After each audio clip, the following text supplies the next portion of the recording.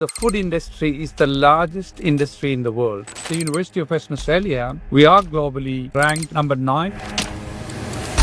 Lack of knowledge among young students and parents, what is being taught and what are the opportunities in agriculture, science and technology. In Australia, on an average, about 3,000 to 5,000 jobs are advertised per year. Remember, all universities are not offering agriculture, science and technology.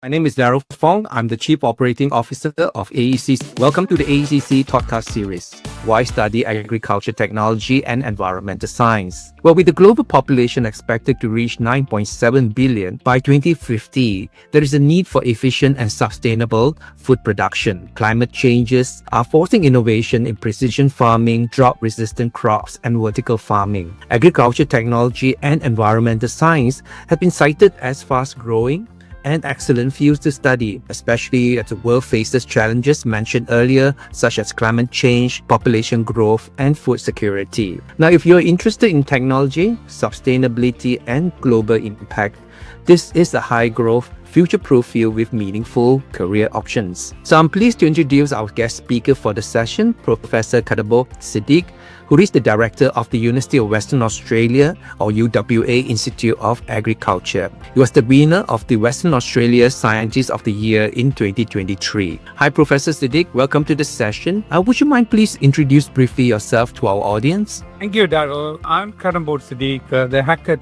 Professor of Agriculture and the director of the University of Western Australia's Institute of Agriculture. As I mentioned earlier, agriculture technology and environmental science is a growing area in many countries' future manpower planning. Why do you think there's such a huge demand and emphasis on it by the governments? So if you look at Darryl, the food industry is the largest industry in the world.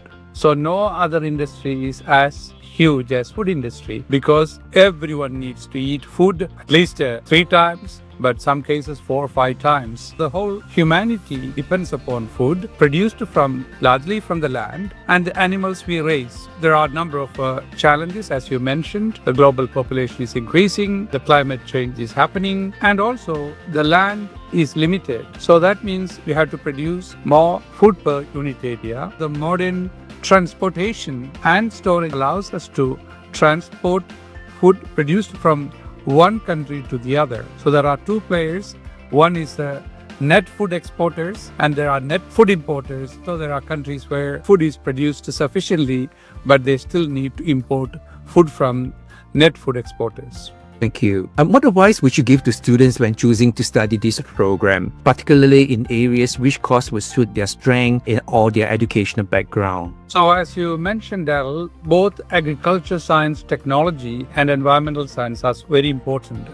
Both are interlinked because we need to know the environment, we need to know the soil biology, and of course, we need to know how the plants grow. And in case with animal scientists, we also need to know how the animals perform by feeding the plants which we grow and make the food. This is an important area because agricultural science and technology is advancing rapidly, but at the same time, we want to make sure that environmental sustainability is maintained while we increasing the food productivity and production and also the nutritional balance of the global population. Thank you. Professor Siddiq, do you think these degrees are considered professional or academic degrees, which obviously lead me to ask about its recognition in different parts of the world? How is it being accepted, by the various bodies for job employment? So degrees, agriculture science globally has been reshaped over the years. Getting back to the University of Western Australia, our agriculture science and technology has got both elements. That is, we need to understand the students need to understand the basic science and also how you translate that to the application. So in a way, it is a professional degree as well, but it has got fantastic basic science. After all, agriculture is the mother of all sciences. What we do in agriculture, we need plant biology, we need soil science, we need genetics, we need breeding, and then we apply all that into what we call agronomy. Agros means field, nomos means manage. And the same applies to environmental science. Again, we need to know the ecological principles. How do you apply that on a landscape?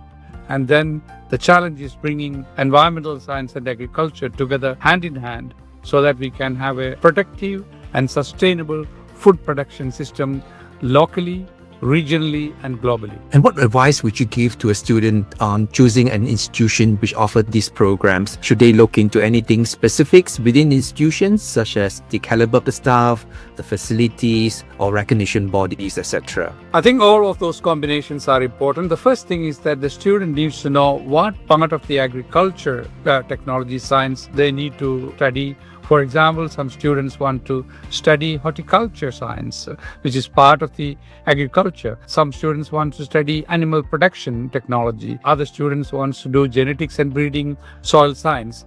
But the first and foremost thing is look at the institutions globally and how they are in ranking in terms of the quality of the staff, the quality of the university, the facilities available, how close they are to the farming community, and their national and international reputation is very important. So what makes a great university is, number one, the quality and the prestige of the teachers, the professors, the quality of the students. So we wanted to get high quality students, particularly to UWA, and the infrastructure. If you don't have the right laboratories and so on. So in a way, at the University of Western Australia, we are globally ranked number 9 in the world in agriculture science and number 1 in Australia in the academic ranking of world universities. Similarly, we are also ranked very high in environmental science. That's a combination of the quality of the teachers, the kind of research we do, and how we have this research integrated with teaching, and then our facilities and infrastructure. So the student must choose what they want to do, where they want to go, based on some of these criteria. And some of the conversations that we have with our students and institutions, one of the challenges at many institutions is trying to persuade students, particularly from South Asia and even Southeast Asia, from not just considering only business degrees, computer science, or engineering degrees, but they should also explore other areas. Would one of these areas be agriculture, technology, and environmental science? And why do you think that's so? I think partly because a lot of people, the parents and peers, doesn't know what agriculture science and technology and environmental science offer. As I mentioned earlier, we have all kinds of science we studying and utilizing in agriculture science and technology. For example, let us take genetics and breeding. We need to know the cell biology, the molecular biology, genomics, and bioinformatics, how to utilize that data. Take technology side of things, we need to have drone technology, artificial intelligence, robotics, sensors. All these technologies are utilized to solve the wicked problems in agriculture and food production. Take food science as an example. Food science and technology is very advanced in the world because we want to get the best nutrition, we want to get the best processing technology in terms of food science. And agribusiness, for example, is an important area where the economics and principles of the business is applied so that the farmers can produce and make it profitable and so on. So the whole logistic, for example, the environmental science includes greenhouse gas emission. How can we abate greenhouse gas pollution? How can we reduce the greenhouse gas emission? How can we have better soil sustainability? What are the possibilities of both environmental sustainability and food production system? So I think partly because lack of knowledge among young students and parents, what is being taught and what are the opportunities in agriculture, science and technology. Well, I hope this podcast is a useful platform to raise the awareness of the program. Professor Dave, what are the current job opportunities looking like, and would there be a day in the near future where there aren't enough jobs to go by? This is what I have been saying, that if you look at agriculture and food industries, the largest industry in the world, can start from the farm all the way, transportation, storage, processing, go to the supermarket, take a basket of foods produced. All these are coming from the farm, from the plants, from the animals. And there's a huge amount of science and technology. We are very fortunate globally, and in countries like Australia, we produce enormous amount of food. So the job market is enormous. For example, in Australia, on an average per year, about 3,000 to 5,000 jobs are advertised per year in agriculture and related areas. But the total number of students coming out from various universities, remember, all universities are not offering agriculture, science and technology. So it's only about 700 to 800 graduates are coming out. So there's a lot of jobs, whether it is the agriculture-related business, agribusiness, whether it is the agronomist job, plant breeding job. Some people want to take up honors and masters and do research and become PhD. The scientist, banking, all kinds of things. Big companies, multinational companies, government officials, CSIRO, universities, and of course, if you look at it globally, similar situation existed. So the potential is enormous. It's a matter of choosing the right thing and doing your best and aiming for that. Thank you. And for this course, what are the scope and assessment of the program in terms of learning expectations? Are there many field works or internship which is part of the assessment of the program? Yes. So we have, as you expect, there will be quite a lot of classroom-based teaching. A lot of this teaching are done where we contextualize not just the theory. You take live examples and then work through groups and demonstrate those things. So that way there is a field trips available. University of Western Australia has got a large farm, 1,600 hectares, about 2 hours southwest of Western Australia.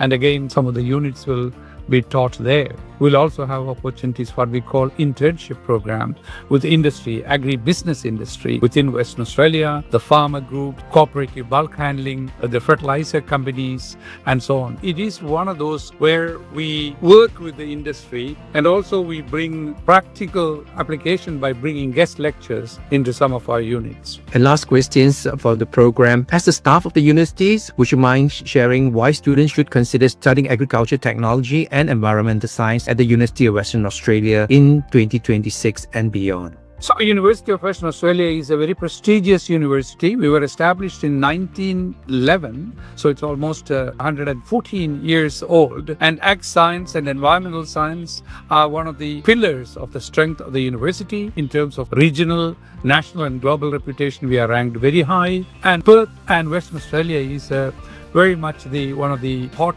biodiversity spots. Not only that, we are only just less than 80 to 100 kilometers from the grain belt of Western Australia. The other thing is that for dryland agriculture and technology, we are one of the world leaders because we produce a substantial amount of food, grains, and animals from very low rainfall. So the technological advancement, connection with the farming community, connection with the industry, and more importantly, the global researchers such as India, China, Indonesia, we have significant connection with those countries in addition to our traditional counterparts like United States, Europe, and Canada, and so on. So it's a beautiful place to come and study, world-class researchers and teachers, excellent facilities, and potential application wherever you go. That's why I really encourage young minds to take up both agriculture science and technology and environmental science as their program, because the world needs critical and clever minds to solve some of the wicked problems which you alluded in the introduction, Darrell. And that's why I really request the students to consider University of Western Australia as a target university. And on behalf of every one of us at AECC, thank you very much for your time, Professor Siddiq, for sharing your time and also the knowledge.